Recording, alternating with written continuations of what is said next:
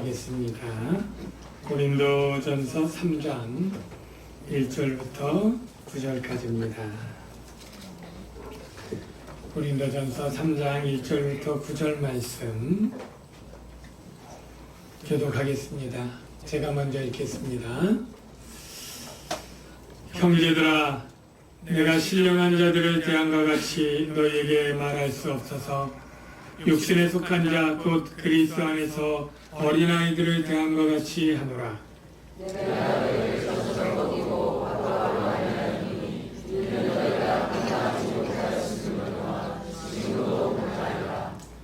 너희는 아직도 육신에 속한 자로다. 너희 가운데 시기와 분쟁이 있으니 어찌 육신에 속하여 사람을 따라 행함이 아니리요.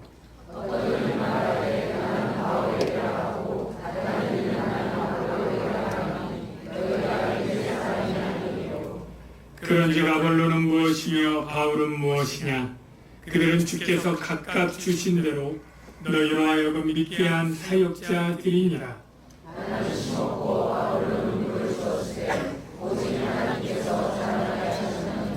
그런즉 심는 이나 물 주는 이는 아무것도 아니로되 오직 자라게 하시는 이는 하나님뿐이니라.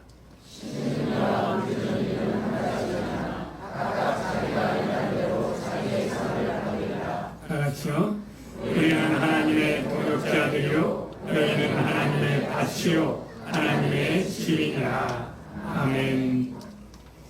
우리 좌우에 계신 분들에게 사랑합니다 라고 인사합시다. 사랑합니다.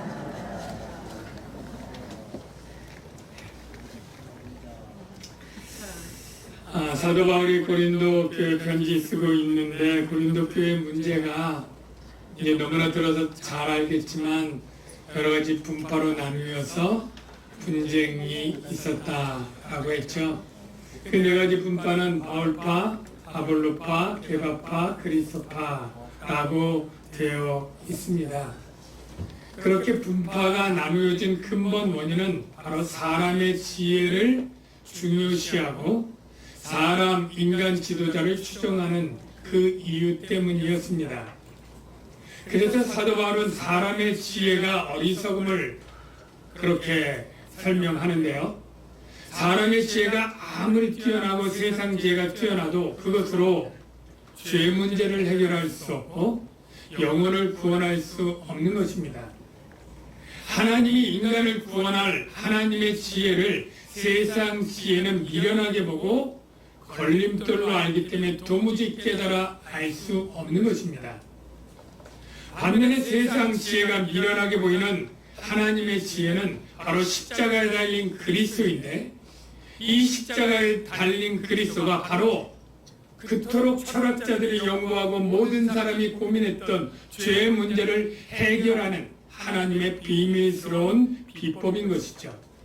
하나님의 아들 예수가 이 땅에 오셔서 죄인들의 죄를 대신 지고 십자가에 죽으심으로 믿는 자를 값없이 은혜로 구원하는 이 지혜가 바로 인류를 구원하는 하나님의 지혜인 것입니다. 그런데 이 하나님의 지혜를 아는 것은 오직 성령 받은 사람들만 알 수 있다라고 말합니다.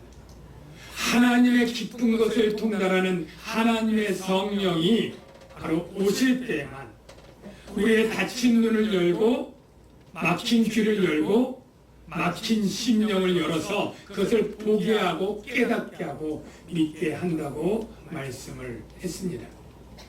사랑하는 성도 여러분, 여러분은 예수 그리스도가 하나님의 아들인 것과 우리 죄를 위하여 십자가에 죽고 부활하신 것을 믿습니까? 그렇다면 여러분은 구원받은 자이고 성령을 받은 자인 것을 믿으시기를 주의 이름으로 축원합니다. 그런데 오늘 본문은 고린도 교인들에겐 충격적이고 굉장히 가슴 아픈 이야기로 시작을 합니다. 3장 1절에 어떻게 바울이 시작하냐면 형제들아, 고린도 교인들에게 말하는 거죠. 내가 신령한 자들을 대함과 같이 너에게 말할 수 없어서 육신에 속한 자, 곧 그리스도 안에서 어린아이들을 대함과 같이 하노라 라고 말합니다. 먼저 신령한 자가 누구냐라고 할 때 여러분 중에 오해하는 분들이 좀 있는데, 신령한 자는 예수 믿는 사람들 가운데 굉장히 기도 많이 하고, 그래서 영적으로 특별한 은사도 받고, 적어도 하나님과 이 환상과 계시를 볼 정도의 그렇게 굉장히 영적으로 탁월한 분을 신령한 자겠거니 이렇게 생각하는 분들이 없잖아 있습니다. 그런데 틀렸습니다. 여기 나온 신령한 자는 그냥 성경에 보면 푸뉴마티코이라고 하는 단어로 바로 성령 받은 사람들을 뜻합니다. 여러분들이 예수가 구주로 믿어지고 십자가의 복음이 믿어진다면 바로 여러분들이 성령 받은 사람이라고 하는 증거고, 여러분이 신령한 자들이다 라는 것을 여러분 아시기를 바랍니다. 여러분이 바로 영적인 사람들이에요. 그런데 그렇다면 고린도 교인도 당연히 예수를 구주로 믿고 구원받았으니 영적인 사람이 아니겠습니까? 그런데 왜 육신에 속한 자처럼 되어야 되겠다라고 말했을까요? 육신에 속한 자는 그럼 어떤 사람일까요? 육신에 속한 자는 성령 받지 않은 그냥 사람들을 말합니다. 그러니까 예수님을 믿지 않는 일반 세상 사람들을 바로 육신에 속한 자라고 성경은 말하죠. 그렇다면 고린도 교인도 예수를 믿고 교인이 되었으니 육신에 속한 자는 아니고 성령에 속한 자가 분명할 텐데 왜 육신에 속한 자처럼 되어야겠다라고 말할까요? 그 말은 영에 속했지만 그 성령이 너무나 미약해서 그 수준이 불신 세상 사람들의 수준과 비슷해서 육신에 속한 자 혹은 가장 좋게 잘 봐주어서 영에 속했지만 영적인 어른이 있고 학생이 있고 초등학생이 있고 아기가 있으면 갓난아기, 영적인 갓난아기 정도이다 라고 아주 쓴소리를 되게 하고 있는 거죠. 이 말은 바로 사도 바울이 갈라디아서 5장 16절에 있는 내용을 근거로 해서 설명을 하는데요. 거기에 이런 말씀이 있습니다.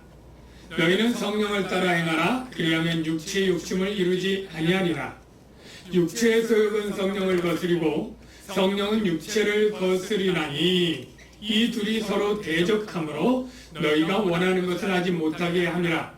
이 말을 살펴보면 우리는 예수 믿기 전에 육신에 속한 사람이었어요. 예수를 믿으면서 성령이 들어오면서 성령의 소욕과 육체의 소욕이 우리 안에 공존하게 되어 있습니다. 둘이 서로 싸우는 거예요. 만약에 어떤 사람이 자신의 육신의 소욕을 다 죽이고 포기하고 성령이 명령하는 대로 100% 순종하는 사람이 있다면 이 사람은 성령 충만한 사람이다 라고 말할 수 있어요. 여러분 가운데 성령을 어떤 물이나 또는 기체나 이렇게 해서 성령이 내 안에 들어오면서 이렇게 차오르는 것처럼 이해를 한다거나 풍선에 바람 듯이 이렇게 들어오는 것으로 이해한다면 그 이해는 잘못된 것입니다.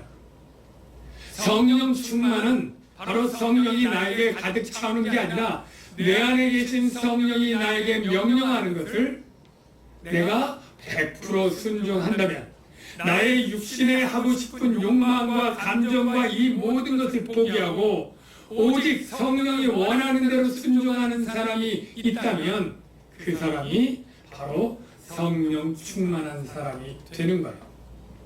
근데 일반적으로 저와 여러분은 어떻습니까? 그 정도가 아니잖아요.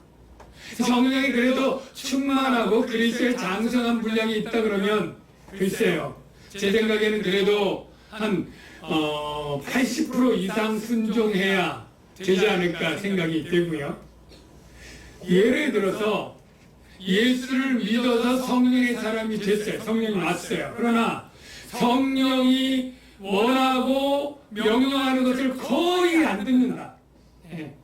예를 들어서 열에 9은 안 듣고 하나 정도 들어줄 만하다. 이러면 이 사람은 10%만 순종하는 이 사람은 어떻게 볼까요? 이 본문에 내가 너희를 영적인 어린아이, 거의 육신에 속한 자처럼 대할 수밖에 없다라고 말하는 게 이해가 되지 않습니까? 바로 고린도 교인들이 그런 거예요. 고린도 교인들은 성령의 은사가 많아서 너희가 구별의 은사가 크다라고 칭찬할 정도로 예언, 방언, 신유, 능력 이런 것들이 있었어요. 은사장이 고린도서에 있지 않습니까? 그렇게 성령의 은사는 많지만 실제 그들은 영적으로 보면 거의 불신 세상 사람의 수준 정도보다 조금 나을 정도 영적인 갓난아이 정도밖에 안 된다라는 거예요. 그래서 내가 너희를 젖으로 먹이고 밥으로 아니하였는데 너희가 감당하지 못해서 그런데 지금도 보니까 5년이 지나도 지금도 너희가 감당하지 못하는 상태가 되었다라고 책망하고 있는 것입니다. 그러면 먼저 사도 바울이 말한 젖은 뭐고 밥은 무엇인지 우리가 살펴봐야죠. 젖이 뭘까요?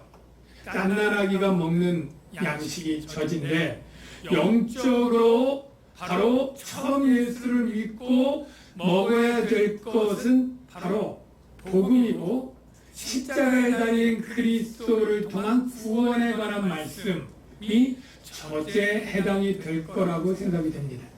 왜냐하면 누구도 예수를 믿으면서 이 십자가에 달린 예수를 믿어서 죄사함 받고 영생을 얻고 하나님 나라를 유업으로 받고 영광을 받고 이런 축복의 이 말씀을 모르고 안 믿고서는 영적으로 태어날 수가 없으니까요. 이거는 믿는 거예요. 그런데 바로 더 장성한 밥에 해당하는 것은 무엇이냐면 이 십자가에 달린 그리스도는 축복의 말씀만 있는 것이 아니라 좀 더 심오하게 묵상해 보면 거기에 희생의 말씀이 있어요. 하나님이 죄인들을 사랑하기 위해서 가장 소중한 자기 아들을 죽이는 희생이 있고요. 이 십자가에 달린 그리스도는 바로 예수님의 겸손이 있습니다. 하나님의 영광을 가질 수 있는 자가 선한 인간으로 오고 그리고 그 모든 고난을 당하는 것은 지극히 낮아지는 겸손이 있는 것이고요. 그리고 우리가 누구의 말을 순종할 때 들을 만한 것만 듣고 듣기 싫으면 못 들을 수 있는데 바로 예수님은 어디까지 순종했느냐면 죽기까지 순종했다. 십자가의 가장 비참한 죽음까지 순종한 절대 순종에 그러한 메시지가 있는 거예요. 이게 밥에 해당이 되죠. 지금 고린도 교회는 이러한 밥을 먹을 수 없는 자가 되었다라는 것입니다. 제가 이야기한 이 십자가의 심오한 가르침이 빌립보서 2장 5절에 설명되어 있는 걸 확인해 보겠습니다. 너희 안에 이 마음을 품으라. 곧 그리스도 예수의 마음이 그는 근본 하나님의 본체시나 하나님과 동등됨을 취할 것으로 여기지 아니하시고 오히려 종의 형체를 가지사 사람의 모양으로 나타나사 자기를 낮추심, 겸손이죠. 죽기까지 복종하심, 절대 복종하시니 십자가에 죽으십니다. 만일 고린도 교회 성도들이 젖을 먹을 뿐 아니라 밥까지 먹을 정도로 성숙한 신앙이 되었다면 그렇게 겸손하지 못하고 교만하게 자기를 자랑하는 일 없었을 것입니다. 자기를 실행하지 않고 뽐내서 남을 대적하고 비난하는 일도 없었을 거예요. 십자가의 정신을 묵상하면 그것은 화목을 위한 자기 희생이 들어가 있거든요. 바로 하나님은 원수된 죄인과 화목하기 위해서 희생을 했고, 예수님도 유대인과 이방인의 원수됨을 화목하기 위한 제물로 십자가에 죽으셨잖아요. 그러면 화목을 위해 십자가에 죽으신 이것을 진심으로 믿는다면 고린도 교회가 분열해서는 되겠습니까? 분파로 나누어져서는 되겠습니까? 불화하고 싸워서는 되겠습니까? 아닌 것이죠. 빌립보서 2장 2절에서 3절에 이런 말씀이 있죠. 마음을 같이하여 같은 사랑을 가지고 뜻을 합하여 한 마음을 품어 아무 일에든지 다툼이나 허용을 하지 말고 오직 겸손한 마음으로 각각 자기보다 남을 낮게 여기고, 여러분들이 성령의 사람으로 장성한 사람이 되고 밥을 먹을 수 있는 사람이 되는 비결이 무엇입니까? 바로 다투지 않고 겸손하게 자기보다 남을 낮게 여기고 화목하게 하는 일을 하는 사람, 이게 바로 성령의 사람인 거예요. 한국교회는 신령하고 성령의 사람을 한때는 은사를 기준으로 많이 평가를 했습니다. 방언을 하고 예언을 하고 특히 기도할 때 환상을 보고 이러한 사람은 굉장히 영적인 사람, 이렇게 평가를 해 주었죠. 그래서 오순절 계통의 순복음 교회가 굉장히 성령 충만한 교회, 그 사람들로 그렇게 생각을 해왔죠. 조금 시대가 바뀌어서 그 다음에는 제자 훈련을 통해서 성경을 잘 알고 공부를 많이 하고 이런 훈련을 많이 받은 사람이 성령의 영적인 사람으로 그렇게 생각하는 경향도 있었고요. 영적인 교회, 특히 찬양과 기도가 뜨거운 교회, 이렇게 다 성령의 어떠한 뜨거움, 열정, 이런 것들이 성령이라고 그렇게 생각을 해왔습니다. 그런데 안타깝게 그러한 교회로 존경받고 그리고 많은 사람의 선망이 되었던 교회들 가운데 다툼이 일어나고 법정 소송이 일어나고 분열로 깨어지는 모습들이 한국교회에 나타나는 것이죠. 얼마나 아이러니합니까? 성령은 하나 되게 하는 영이고 화목하게 하기 위해서 자기를 겸손히 낮추고 오히려 자기가 손해를 보더라도 희생하면서 하나됨을 이루어야 되는데, 그런 교회들 가운데 그런 모순적인 일이 일어나는 것이죠. 사랑하는 성도 여러분, 성령의 사람은 하나됨을 이루기 위해 자기 것을 희생하고 양보할 줄 아는 사람이 있는 그러한 교회고 그러한 사람들 공동체인 줄로 믿습니다. 에베소서 4장 3절에 이런 말씀 기억해 봅시다. 모든 겸손과 온유로 하고 오래 참음으로 사랑 가운데 서로 용납하고 평안을 내는 줄로 성령이 하나 되게 하신 것을 힘써 지키라. 성령은 어떻게 하는 영이냐? 나누어진 것도 하나로 만드는 그런 영입니다. 그런데 바로 이 성령의 역사가 한 아버지 밑에 한 형제로 정말로 하나 되게 하는데, 바로 나누어지고 다투는 그러한 고린도 교회와 그러한 모습들은 성령의 사람들 모습이 아닌 것이죠. 제가 잘 아는 훌륭한 목사님 계신데, 김동호 목사님, 아주 한국에서도 유명한 그렇고 또 훌륭한 목사님이신데 부흥집회를 많이 다니신다고 합니다. 해외에 나가서 외국에 있는 한국 교인들 상대로 부흥회하는데 한 번 이런 일이 있었다고 합니다. 어느 교회를 가게 돼서 그 교회 목사님에게 성도들이 몇 명 정도 부흥집회에 모이게 됩니까? 라고 물었더니 참 애매하게 대답을 하더라는 거예요. 100명에서 한 400명 사이 될 겁니다. 보통 100명에서 150명 아니면 200명 이렇게 얘기를 해야지 그렇게 폭을 넓게 잡는 게 이상하잖아요. 그래서 왜 이렇게 폭을 넓게 잡습니까? 그랬더니 우리 교회 성도들만 다 오면 100명, 지역에 있는 그 지역에 있는 우리 한국 교민들이 같이 오면 한 400명 정도 올 수 있습니다. 그렇게 얘기를 했대요.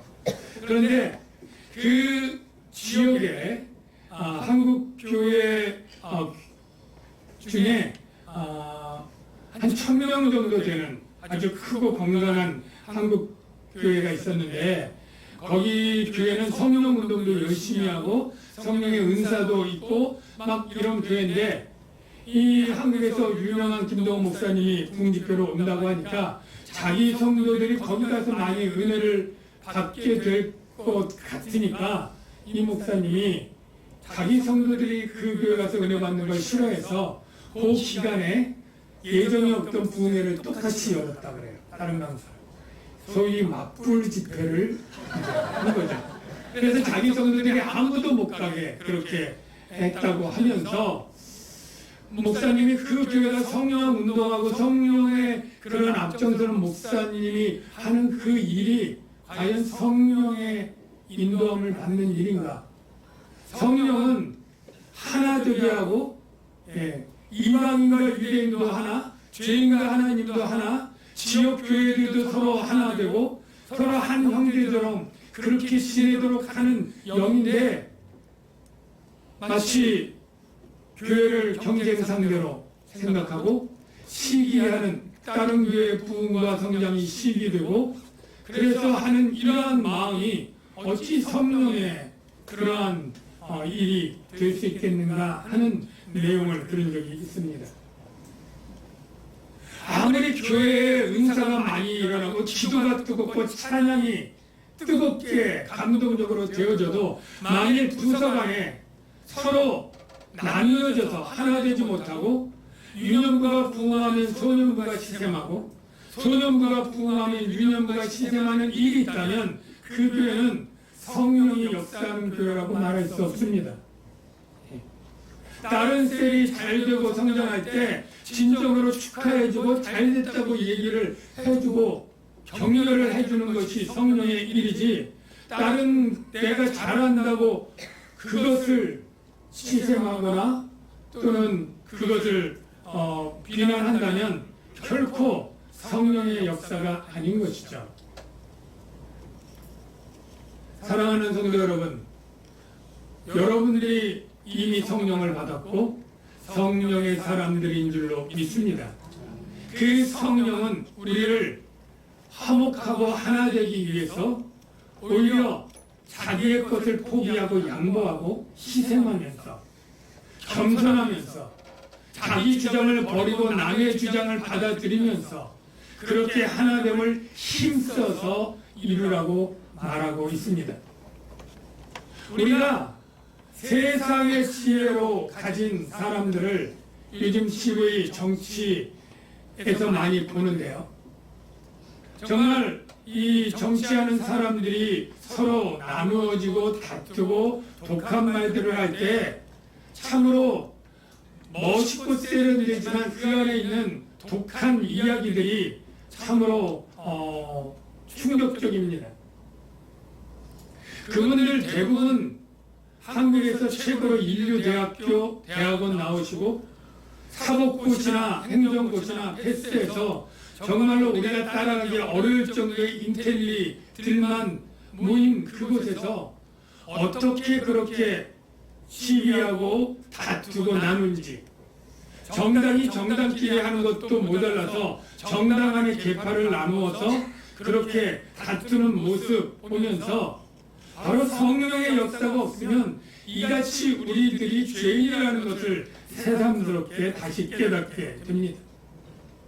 여러분, 우리 인간은요 원래 교만한 죄성을 가지고 있고 원래 화합하지 못하는 그러한 이기적인 존재입니다.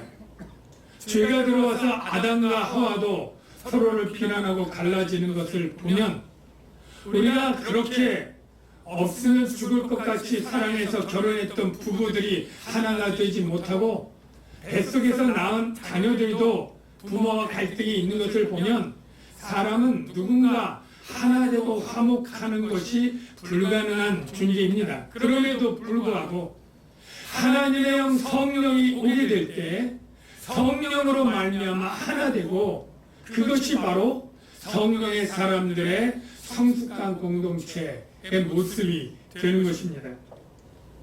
우리 남양주광역교회 여러분들이 다 예수 믿고 성령의 사람들인 줄로 믿습니다. 이제는 갓난아이와 같은 그러한 분들이 없고 오히려 모두가 성숙하고 자라나서 정말로 아름다운 공동체를 화목하게 이루어가는 정말로 장성한 그리스도인의 성령의 사람들 다 되시기를 주의 이름으로 축원합니다.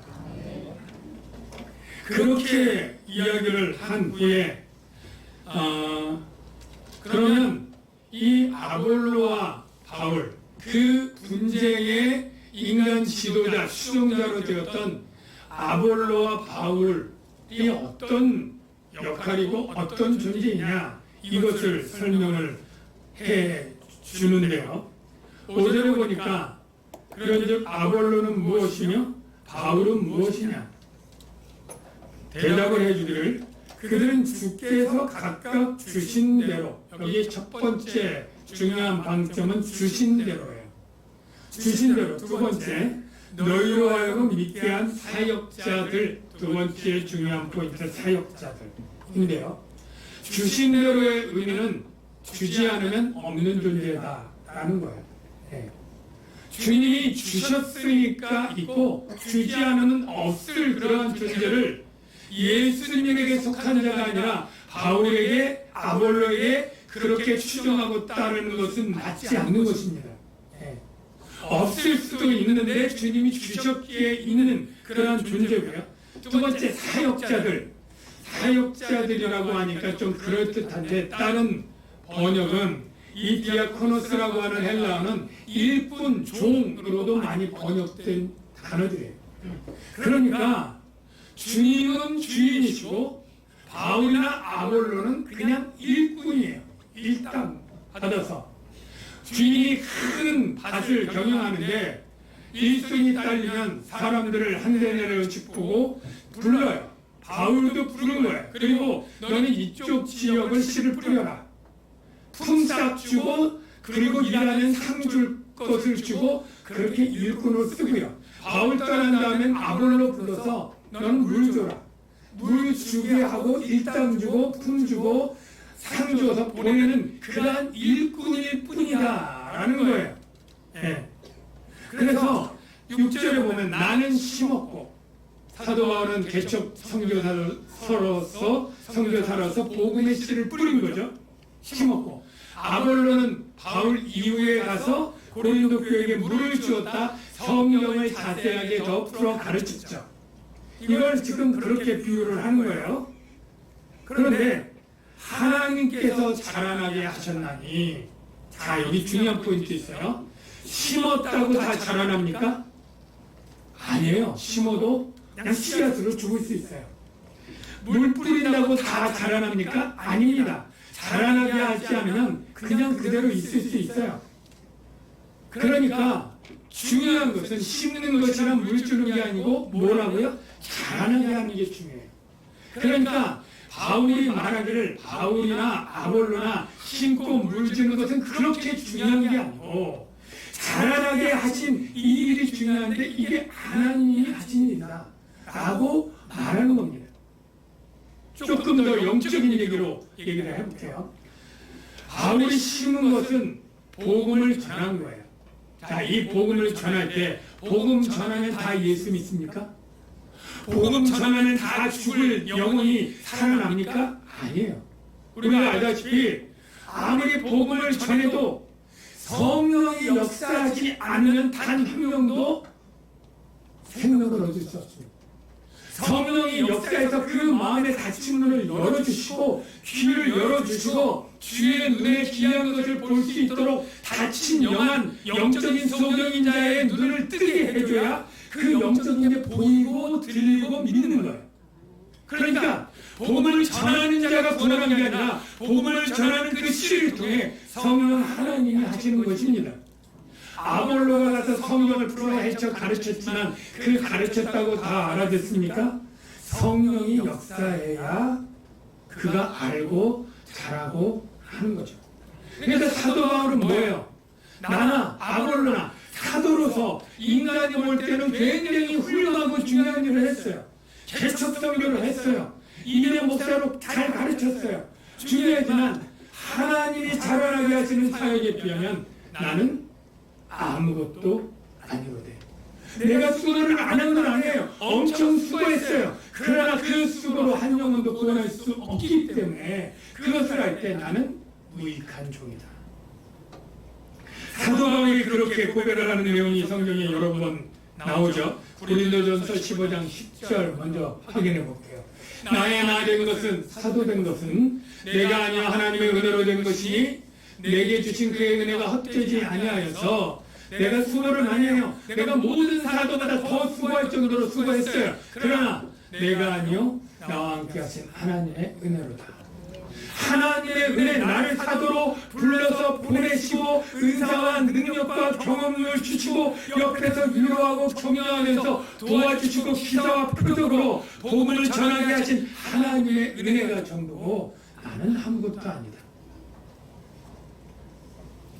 오늘날 교회 안에 귀하게 훌륭하게 일을 하고 교회를 세운 사람도 있고 교회를 개척하기도 하고 헌신하고 전재산을 들여서 정말 헌신한 많은 훌륭한 목사님, 장로님 또 많은 분들이 있습니다. 그런 분들에 대해서 우리는 물론 존경을 해야죠. 디모데전서 5장 17절 마지막 자막 한번 보여줄까요? 이런 말씀이 있어요. 디모데전서 5장 잘 다스리는 장로를 목사나 장로 다 포함입니다. 배나 존경할 자로 할 때 존경을 해야 돼요. 말씀과 가르침에 수고하는 이들 목사를 의미하죠. 더 그리할 것이라. 그렇게 성도들은 존경해야 되고 또 잘하는 성도들은 칭찬하고 또 격려하고 해줘야 돼요. 그러나 그것을 한 사람이 그래 나는 그렇게 존경받아야 마땅한 사람이야 라고 자랑하거나 뻐겨서는 안 되고 여기 보면 나는 아무것도 아니로되 오직 하나님뿐이시다. 이 고백을 늘 가져야 될 줄로 믿습니다. 누가복음 17장 10절에 예수님이 이렇게 가르쳐요. 많이 수고한 종에게 이와 같이 너희도 명령받은 것을 다 행하며 이르기를 우리는 무익한 종이라. 우리가 하여야 할 일을 한 것뿐이라 할지니라. 이게 바로 열심히 수고한 이 사도 바울만큼 수고한 사람이 어디 있겠어요? 아볼로처럼 훌륭한 목사도 어디 있겠어요? 그러나 사도 바울이 말하길 우리는 다 아무것도 아니고 오직 하나님뿐이시다 하고 말하는 이 고백을 우리 성령의 사람들은 바로 명심해야 되는 것입니다.